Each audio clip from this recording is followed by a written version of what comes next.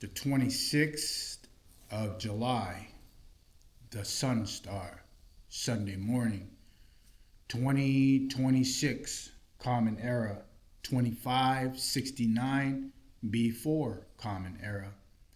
A brief reading from the Common Buddhist Text, Guidance and Insight from the Buddha. Chief editor of this compilation is Dr. Maha Dhamma Kosachan, otherwise known as Prat Maha Brahma Pandit. We are currently in chapter 11 from the perspective of the lesser vehicle on monatistic and lay disciples and noble persons. We're picking up on advice to novices.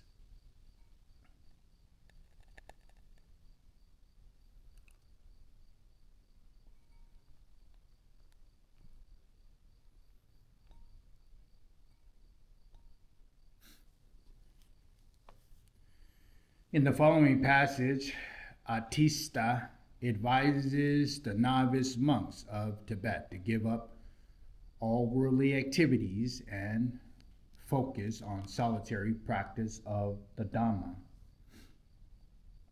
When the Venerable Atista was staying in Lhasa in Yerpakat, he was given the following precepts. Noble persons, consider carefully what I am going to tell you. Generally speaking, people in this dark age have very short lives and many things to learn. Since there is no certainty about the length of your lifespan, you should make a conscious effort to give up your worldly ambitions quickly. If you have possessions and make your living as a layperson does, then you should not say you are a monatistic.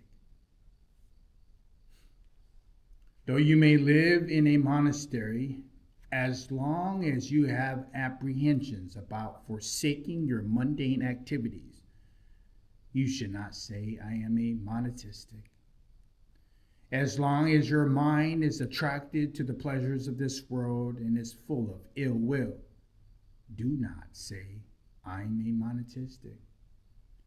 Though you may live in a monastery, as long as you mix your worldly affairs with worldly people and waste your time on idly world talk with those around you, do not say, I am a monatistic. As long as you cannot tolerate even a small harm done to you by others and cannot give even a small help to another person, do not say, I am a monatistic. If you say you are, you will be lying to the lay people. Though you might be able to make them believe that you are one, you will not deceive those who have unhindered sight of everything, nor those who have the Dharma eyes, and the results of your actions will follow you. The whole point of living in a monastery is to avoid mingling with worldly people and to give up attachment to relatives and friends. Once by giving them up, you have eliminated thoughts of longing for pleasure and all causes and conditions of distraction. You will discover your own precious awakening mind. So do not, even for a moment, follow the mind which is apprehensive about forsaken mundane activities, as you have not followed the way of the Dharma.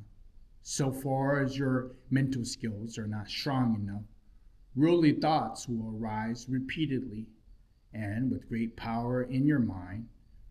Unless you apply some specific antidotes against them, there is no point in staying in a remote place, just like the birds and the wild animals living there. In short, in summary, though you may live in a monastery, the Dharma will not help you unless you renounce the affairs of this life and turn your mind away from pursuing worldly ambitions. Give up all activities. If you think you can act as before without neglecting the Dharma, neither in this life or the future lives, your Dharma practice will become secondary. And if it's secondary, it can only be hypocritical and pretentious. Always avoid bad company and live in obscure places. Never stay in one spot, accumulating intoxicating inclinations. Whatever you do, always act in harmony with the Dharma. Whatever happens to you, use it as an antidote against the defilements. Because acting like that is an authentic Dharma, you should strive at doing that. In case you manage to develop some good mental qualities, do not get puffed up with pride, falling under the power of Mara. Stay in remote places. Pacify and tame yourself. Have few desires and be content. Do not fixate on your own good qualities and do not find fault with others. Act without fear or anxiety. Do not aggrandize concepts, but always have a good heart. Undistracted by wrong things, always think of the Dharma. Remain humble and be patient if attacked. Beware of bragging. Arrest all ambitions. Always be kind. Be moderate in whatever you do. You should be easy to please and easy to sustain. Run away from the worldly like a wild animal unless you renounce the ways of the world. You are not a Dharma practitioner. If you have not abandoned the 4 ways of earning a livelihood, you are not a renunciant. Unless you have given up desires, you are not a monatistic. If you do not have loving kindness and compassion, you are not a noble person. Unless you put an end to the worldly activities, you are not a great meditator.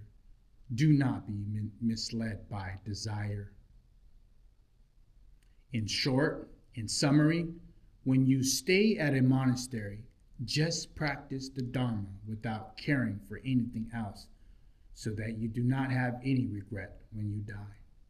At another time, Atista said, "This dark age is not the time for boasting. It is the time to show perseverance. It is not the time to take a high seat, but to take a low seat. It is not the time to rely on attendance, but to stay in solitude. It is not the time to discipline students. It is the time to discipline your own self. It is not the time to follow the words of the teaching. It is the time to think about its meaning. It is not the time to travel to and fro. It is this time to stay in one place." This can be cited in the Milesius or Precepts. That ends chapter 11. As we pick up on chapter 12 on exemplary lives, Theravada tradition, the great Arihat monk disciples, foremost monk disciples, and their qualities. A brief reading from the Buddhist common Buddhist text, guidance, and insight from the Buddha.